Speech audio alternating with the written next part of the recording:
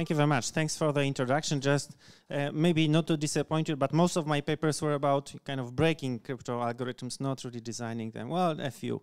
Anyway, thanks for joining us. The competition is strong because we have the karaoke session going right now, right? So this presentation karaoke. We cannot really promise you random slides, but there might be something about randomness, so stay with us. All right, but why are we here actually? This presentation is really kind of a result of our thinking how to systematize something that appears in cryptography audits I'm involved in. Sometimes people ask questions, and when I have to answer this question for the like 6th, 7th, or 8th times, it means that okay, it might be a good idea to actually formulate this more systematically, and that's what this presentation is about. It's also about showing that maybe sometimes simple questions are not so simple to answer. And Daria has a perfect example to kind of illustrate this topic. So the idea for this presentation started with this linked post where this man shared his ideas and thoughts what he wants to change in some security standard. In the first point, he wrote what algorithms he wants to use, what algorithms he doesn't want to use, and in the second point, he wants to use 256-bit length, but he doesn't want to use fewer than 112 bits. And of course, he wants the feedback from the community. And the best feedback and comment is from this man who wants to use Caesar salad for encryption. And it's also a pretty good summary because there's no information about what bits we are talking about here. So coming to the topic, those numbers that appear here are possible key lengths. And we can say that security level depends on the key length and used algorithm. It's some sort of a formalization, and it's used to estimate cipher's ability to protect the data. This also allows us for convenient comparison between different algorithms, so there is no clear weakest link. So now we can ask, is the security level the same as the key length? This relation may be confusing at the beginning, and we will show this in the rest of our presentation. So security level is usually expressed as bits of security, and n means here that the attacker has to perform 2 to the power of n number of operations. And algorithm security level is based on the best known attack on the algorithm. So when we found attack that has lower cost than security claim, we can say this algorithm is broken. And we can classify attacks into algorithm independent, also called generic attacks. And we treat algorithms like a black box function, and we only have high-level assumptions about it. And algorithm specific when we use flaws in particular structure or design. However, on the other side, we can divide attacks into practical and theoretical. And in practical attacks, we use available computational resources, and in theoretical, we don't have those resources. So not every attack can be used in real life, some need unrealistic resources. And now we can ask, where's the border between theory and practice? And it's fluid, it changes every day because due to available resources that we have. And it's also hard to draw this line because there are coming a lot of non-technical factors and technical factors into play, like memory complexity or cost in dollars. So for more systems, 128 bits of security is often acknowledged as sufficient. Like 20 years ago, it was only 80 bits. So 2 to the power of 128 should sound huge. So let's take Bitcoin for example. And yesterday hash rate was 500 exahashes per second. And this gives us like 2 to the power of 63 hashes per second. And it's estimated that one Bitcoin block is mined like every 10 minutes. And this gives us that like one Bitcoin block is the 2 to the power of 77 evaluations of SHA-256. So does the 2 to the power of 128 still sounds huge for us? It depends. If we want to visualize this, if attacker want to break the key that is 80-bit length, it will be like distance from Earth to Mars.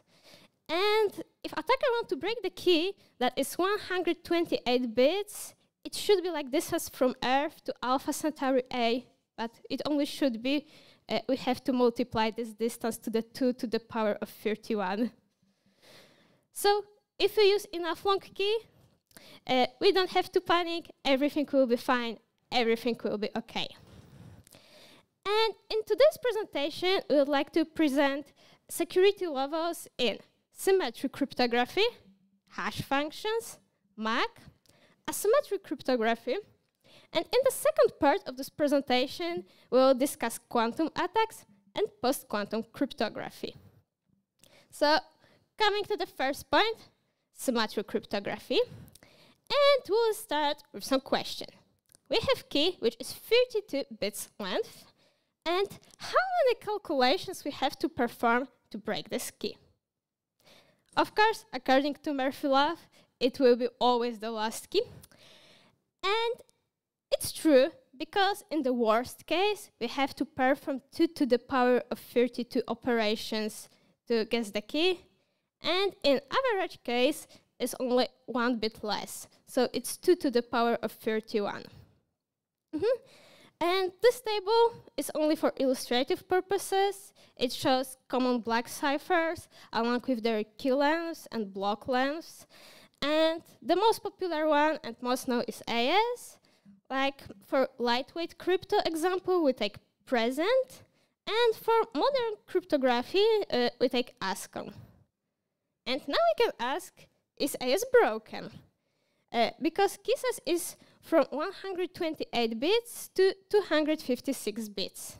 And if we take AES 128 as an example, and if you want to perform the brute force attacks on the key, we have to do 2 to the power of 128 operations.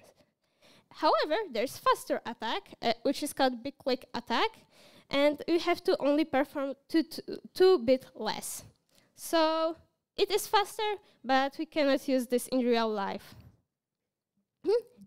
And of course, we cannot really dive into details because part of that, why we don't care about this that much is that this big click attack is actually much more complex than just easily parallelizable brute force search, right? So sometimes you have those theoretical attacks which are only theoretical because in practice, if you would implement them, they would be probably even slower. So let's go to another part of our presentation, hash functions. And they are pretty interesting from security point of view because their security could be seen from different angles. First one is pre-image resistance. So when we have a hash, we cannot find another value that gives us the hash. It's also called one-wayness.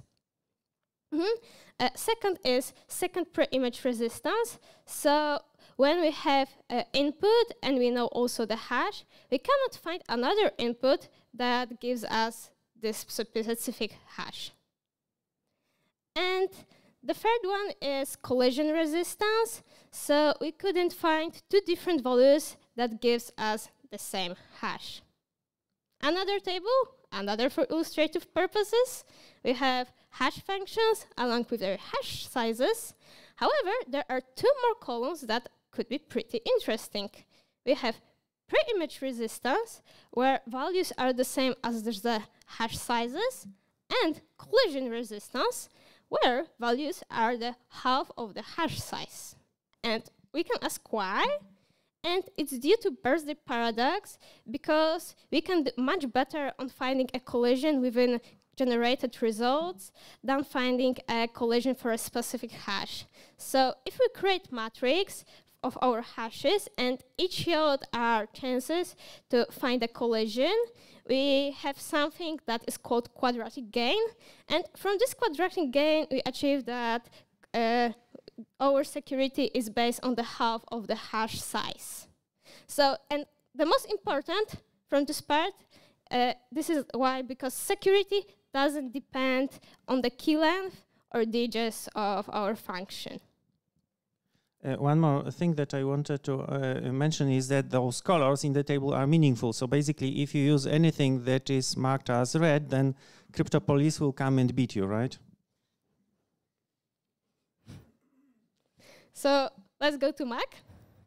And informally, message authentication code consists of 3 algorithms.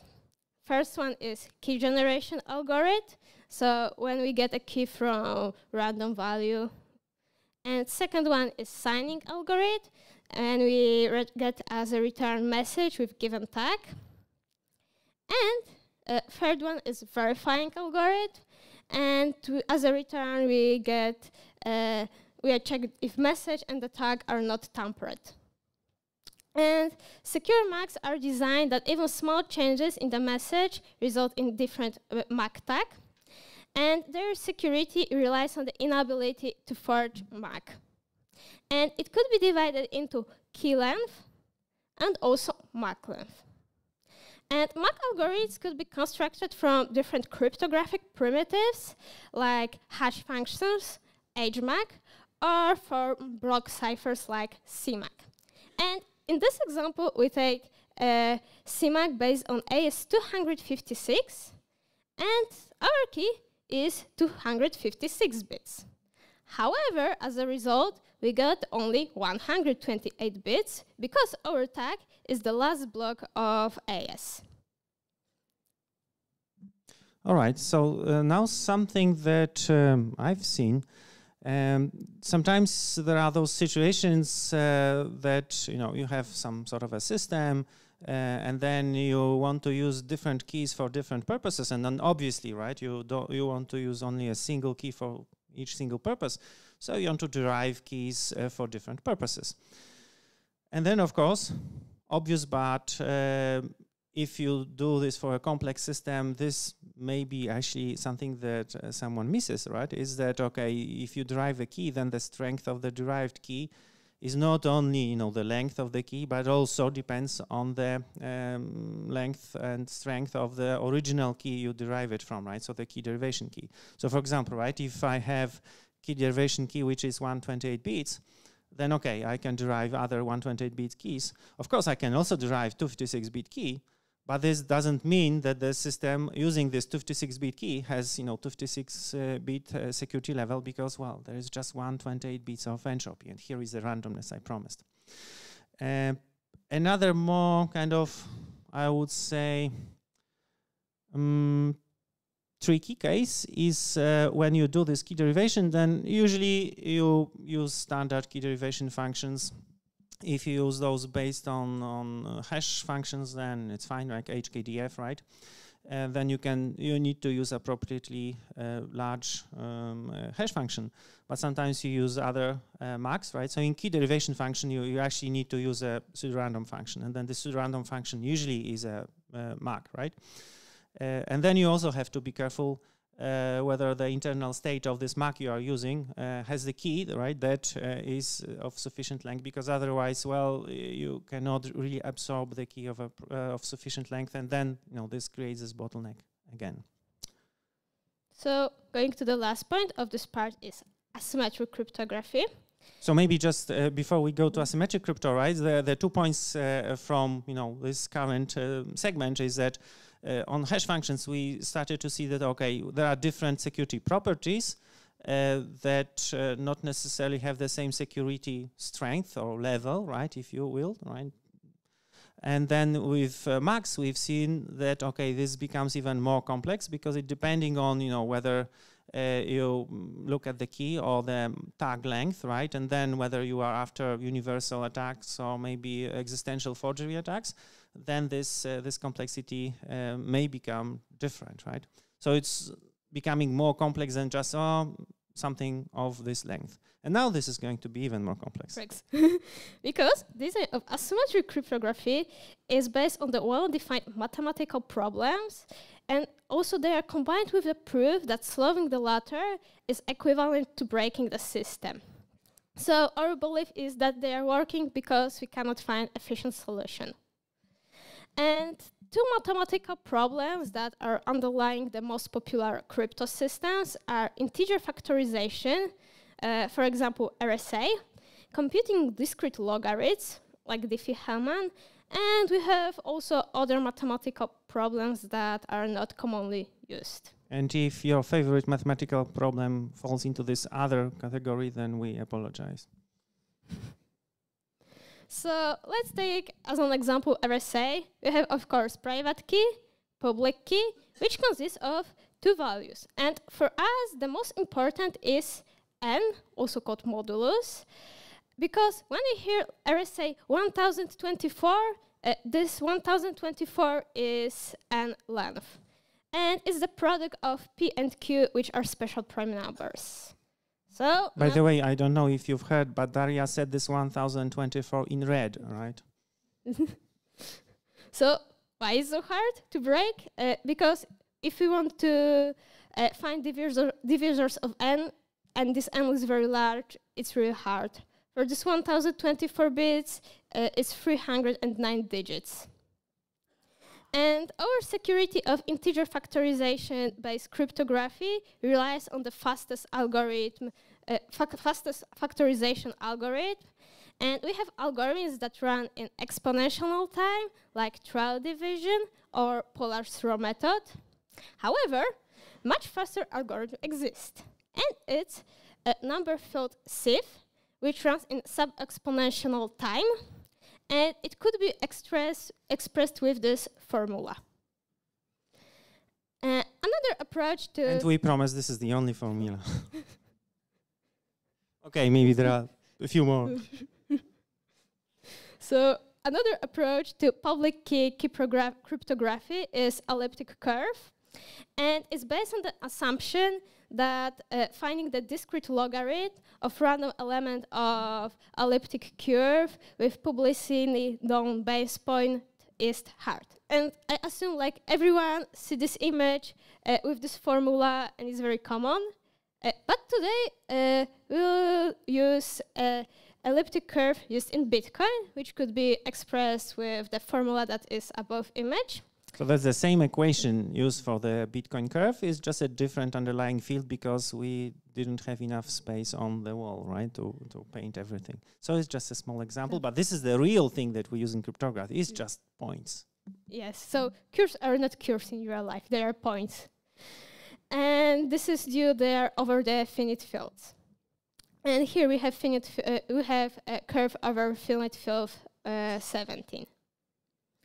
And a special feature of elliptic curves are because we can find one point, which is called generator, and from this generator, we can find another points within subgroup. And this operation to multiply generators is very easy and fast. And in elliptic curves, we have also private key, public key, and as I said before, it's really fast to calculate public key, so finding private key should be easy.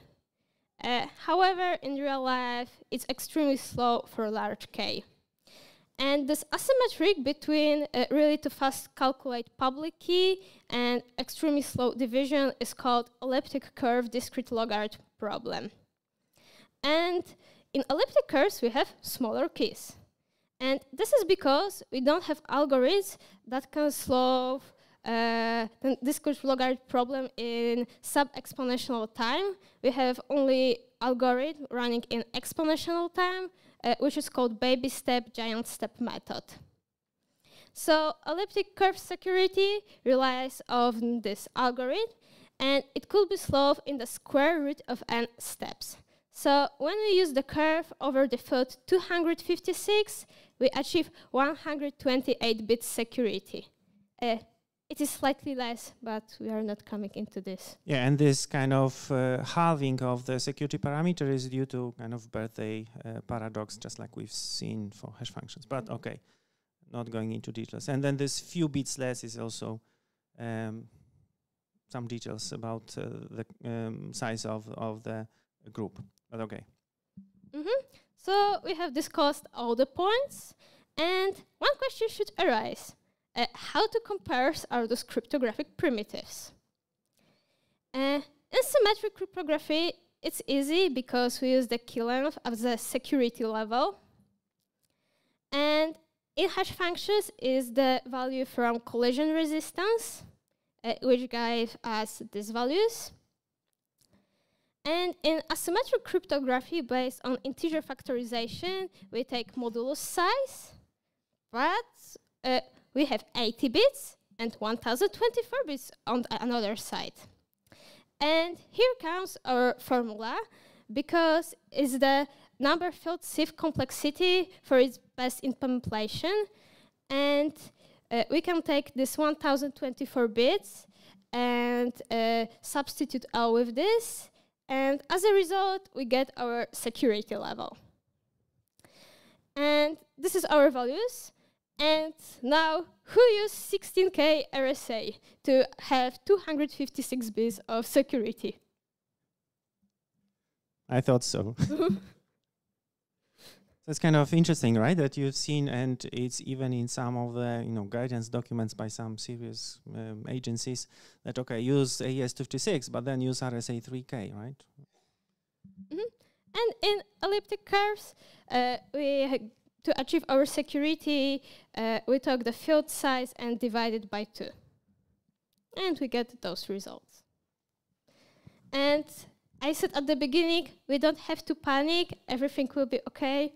I'm sorry, I lied. Now we have to panic. All right, so she gave me the role of she's scaring you a little bit, maybe. And we are going to talk a little bit about quantum attacks. So by now, I guess you've definitely heard the name of Peter Shor, who's a mathematician that wrote this paper in the 90s that says, here is the algorithm that finds discrete logarithms and factors integers on a quantum computer, and all this takes polynomial time. So quantum polynomial time on this computer. Oops. So if you think about this, it basically means that all the public key cryptography used these days is actually broken, right? Because we have integer factorization that if this is broken, then of course RSA signatures and public key encryption is broken. If discrete logarithm problem on those hard groups like elliptic curve point group is broken, then Diffie-Hellman is out, right? ECDSA signatures out. All the Bitcoin signatures, of course, are broken, right? And basically everything else, if you think about pairing-based schemes, this is even easier to break. So all the nice and fancy zero-knowledge proof systems, if they are based on discrete log, then they are broken. So basically, this is the image that Daria used to illustrate the situation. Okay, you may ask, is everything basically broken and then we just need to, change our career and do, I don't know, gardening? Well, symmetric cryptography is kind of okay, right? So we have this paper by Grover that was actually about, as you can see, really speeding up search in unstructured databases. But since you can do, faster search in just a collection of unstructured data, this also means you can do faster search for keys. So the impact on symmetric cryptography is basically halving of the security level of each construction, right? In terms of search for key, and then for collisions for hash functions, it's a bit subtle attack, but also reduces the key kind of parameter size, right? Or efficient effective length, right? The more interesting part that I'm always wondering about is this point that, so all those things are kind of, generic attacks. It works for any function that, regardless of the internal structure.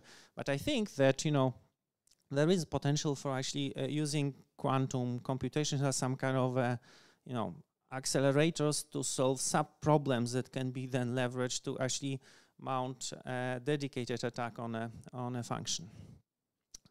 There is a number of papers along those lines, and I think there is more potential there. Okay, but the question is, of course, do we care, right? If we were worried about any or every scientific paper that claims a breakthrough, okay, we wouldn't probably sleep at night. So I try to kind of get, and I think this table summarizes this, opinions of experts, researchers involved in quantum mechanics or quantum computing. There was this poll a couple of years ago that asked, okay, how likely it is that we'll have this quantum computer that is able to break RSA 2K in 5, 10, 15, 20, 30 years, right? So of course no one expects something to happen in 5 years, very tiny minority. But if we go to like 20 or maybe 30 years, then okay, the expectation from this group of experts is that that's quite likely. Of course, predictions are difficult, in particular about the future, as the proverb says. So I found this paper from 2004 that says, well, yeah, in about 20 years we should have quantum computers that are capable of breaking. That's, by the way, one of the first papers discussing this, those quantum attacks on asymmetric schemes. So, okay, we still don't have, or at least I'm not aware of any quantum computers that can do this. So we don't know. There's a lot of uncertainty in this area. But we cannot completely disregard this because looks like this time, so after 20 years, we actually have, serious, let's say, agencies that are actually issuing guidance on the transition to post-quantum. Post-quantum means quantum-resistant, right? Cryptography, right? So we have BSI, we have NIST, we had also this National Security Memorandum issued by the White House, and then there's a very long document that says, okay, what all the government agencies in the U.S. need to do to actually make sure that those systems are not vulnerable to quantum attacks, so systems that they care about. And of course, yes, National Security Agency also has this document called CNSA. If you remember, in old days, there was this Suite B, right, of algorithms approved for national security systems. And now this is called CNSA, and now we have 2.0 version of this guidance. And they really say exactly, right, that it's time to actually prepare for this transition to post-quantum cryptography. All right, so I already mentioned post-quantum algorithm. This means algorithms that can run on a classical computer, my watch, my phone, my computer, but are resistant to quantum attacks. So how do we estimate, the security of those? Fortunately, this time when NIST, so again, right, you probably recall that there is this tradition of NIST running crypto competitions. The first one was for AES in 97 and ended in 2000. Then there was the SHA-3 competition, and then we had this PQC competition that actually ended last year. Oh, actually, that was 22, right. And then last year we had draft standards specified. So we have those draft standards of general purpose quantum resistant public key cryptography, basically this suite of crystals, right? Crystals dilithium and crystals kyber algorithm. Now they are called something. And then if you read the call for specifications, it says, oh, okay, right, the kind of dense text, but basically it means that NIST wanted the design teams to come up with those security levels that would be equivalent to AES 128 and AES 256. So this level 1 and level 5, when you read the specification, then this is it. Okay, now it's draft FIPS 203, so crystals kyber, right? You have this table, and then basically the smallest parameter set corresponds to this 128-bit security level, and this is kind of also clear if you look at the required random number generator strength, and then level 5 is 56 bits. So okay, that should be easy. But of course, life is not so easy. That was probably one of the most read papers in kind of crypto circles like a month ago, right? That we've got this on ePrint and said, hey, you know what? I can break those lattice problems that are kind of the underlying difficult problem that those new standards are based on. So a lot of slides. Turns out that there is a gap in the algorithm, or kind of flaw, right, in the algorithm, so it doesn't work, we think. But the open question is, can this be patched, and can those methods be actually used to improve those attacks? Because improving the attacks would reduce the security level of those new standards. All right. So if the future is kind of unclear, then is there anything that we can do right now? Of course, yes. And one of the things that happened is the adoption of hash-based signatures. This is basically a very old idea coming back to 70s, that you can actually do digital signatures, because this is what we care about right now, right? We want to start using, let's say, firmware signatures that are resistant to quantum attacks in next years, and then we have those hash-based signatures. I'm not going to explain this because, well, I guess you can read it later. But the idea is that we really use only hash functions to generate signature, and then have the verification of the signature. To do this multiple times, then we need to use Merkle trees. All right, and then the interesting thing is that here we have a lot of, I guess, ambiguity. Maybe that would be the good way to phrase it. Those hash-based signatures, so LMS and XMSS, are standardized in SP 800-208, right? And then there is this sentence that NSA recommends LMS with SHA-256-192. And the meaning of this is that we take SHA-256 and then we truncate the hash to 192 bits. Which is weird because, in the previous guidance, NSA said, hey, yeah, you know what, you need to increase the hash length for, all your systems to 384 bits. Weird. All right. On the other hand, if you read the NIST spec, then it's clearly, has this specific passage about the usage of parameters. And it says that, in particular, a collision of the 192-bit functions may be found as the number of sample input approaches 2 to the 96, right? Daria's example with Bitcoin shows that, well, it's a lot, but it's not so much that we cannot possibly think about actually doing it, right? The tricky or interesting actually part is that, when this could work, it says that, well, we as the signer, when we can generate the collision, then we can actually create two versions of, let's say firmware or whatever, right? And then they can be, signed with a signature, and this signature will work for both versions of the firmware. Now, depending on whether you trust kind of the signer not to do such a thing, or maybe you don't, then you should care, or maybe not, about this selection of those parameters. So it's kind of weird that we get a new standard that is supposed to be better, but then some of the parameter choices are not always clear, or not always that. Okay, let me stop here. Takeaways. All right.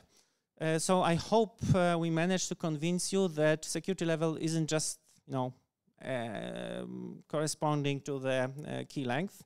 In many cases, like the simplest case of a block cipher, yes, but not really for everything. Designing a system that has this uniform security level, because this is more or less something that happens in practice. That kind of someone decides, so we need this 256-bit security level, right? But then I'm saying, if you really need 256-bit security level and then you want to use RSA, then RSA 16K. Are you sure you want to do this? And of course, the standard kind of disclaimer that there are many other things that can go wrong, and sometimes we have, I've seen those cases that, oh, okay, right, 256 bits, that's like, the most important thing. Not always, not always. All right, that's it. Thank you very much for listening.